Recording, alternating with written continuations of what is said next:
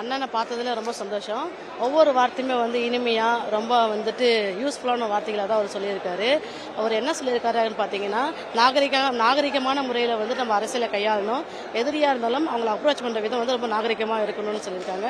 நம்ம அரசியலுக்கு வந்ததுக்கு அப்புறமா நம்முடைய ஃபர்ஸ்ட் குறிக்கோள் என்னென்னா, அந்த லஞ்சத்தை ஒழிக்கணும். அது ரொம்ப அதிகமாக இருக்குது. ஆதவ அர்ஜுனன் கூட அதான் சொன்னார். அது ரொம்ப அதிகமாக இருக்குது. நமக்கு நிறைய கடன்களை தான் ஏற்படுத்தியிருக்காங்க. ஸோ அதை நம்ம ஒழிக்கணும். அந்த மாதிரி லஞ்சம் உள்ள அரசியலே வேண்டாம், அந்த மாதிரி ஒழிக்கணும் அப்படின்னு சொல்லியிருக்காங்க. அப்புறம் யூத்துகளுக்கு சப்போர்ட் பண்ணுறதை பற்றி குறையா சொல்லியிருந்தாங்க. ஸோ அதை நாங்கள் இன்னும் சப்போர்ட் பண்ணுவோம், அவங்களுக்கு தான் ஃபர்ஸ்ட் ப்ரிஃபரன்ஸ் கொடுப்போம் அப்படின்னு சொல்லியிருந்தாரு.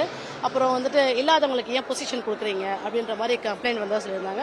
ஸோ அவங்களுக்கு அந்த மாதிரி பொசிஷன் கொடுத்தாதான் இன்னும் இல்லாதவங்களுக்கு அங்கே இங்கே கொடுக்குற நிதியோ எந்த ஒரு சலுகையோ அவங்களுக்கு போய் சேரும் அப்படின்ற மாதிரி டைரக்டாக சொல்லியிருக்காரு. எதோ உண்மையாக அதை சொல்லியிருக்காரு தலைவர். அவர் சொன்னதை நாங்கள் பின்பற்றுவோம். நாங்களே எதுவும் எக்ஸ்ட்ரா பேச முடியாது. ஆமாம், எதிரியாக இருந்தாலுமே அவனை நாங்கள் அப்ரோச் பண்ணுற விதம் ரொம்ப டீசெண்டான அப்ரோச்சிங்காக தான் இருக்குன்னு சொல்லியிருக்காரு. ஸோ அதுக்கப்புறம் அதை பற்றி பேசுறது நல்லது. உண்மையில வெறித்தனமாக இருந்தது. ஸோ நாங்கள் பார்த்தீங்கன்னா எந்த கட்சியும் நான் போனதில்லை. ஸோ இதான் ஃபர்ஸ்ட் டைமு. ஸோ ஏன்னா எந்த கட்சியுமே பார்த்தீங்கன்னா சொன்னதை செய்ய மாட்டாங்க. பட் ஆனால் தாவைக்கு பார்த்தீங்கன்னா நல்ல ஒரு பிளானை சொல்லியிருக்காரு. விஜய் சாரோட ஸ்பீச் சூப்பராக இருந்தது.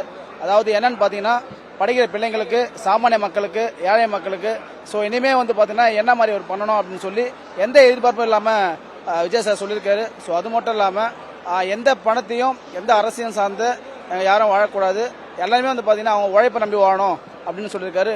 விஜய் சார் சொன்ன ஒரு பெரிய விஷயம் என்னன்னு பார்த்தீங்க அப்படின்னா, ஃபர்ஸ்ட் எல்லாமே குடும்பத்தை பாருங்க. அது எனக்கு ரொம்பவே பிடிச்ச விஷயம் மேடம். ஏன்னா எல்லாமே கட்சின்னு சுத்தாம குடும்பத்தையும் கொஞ்சம் பாருங்கன்னு சொன்ன அந்த விஷயத்தை எனக்கு ரொம்ப பிடிச்சிருக்கு. அது மட்டும் இல்லாமல் சாருடைய ஸ்பீச் பார்த்தீங்கன்னா எல்லா மக்களையும் வியக்க வைக்குது. 2026 விஜய் சார் தான் முதலமைச்சராக வரும்னு சொன்னாங்க, எதிர்பார்க்குறோம்.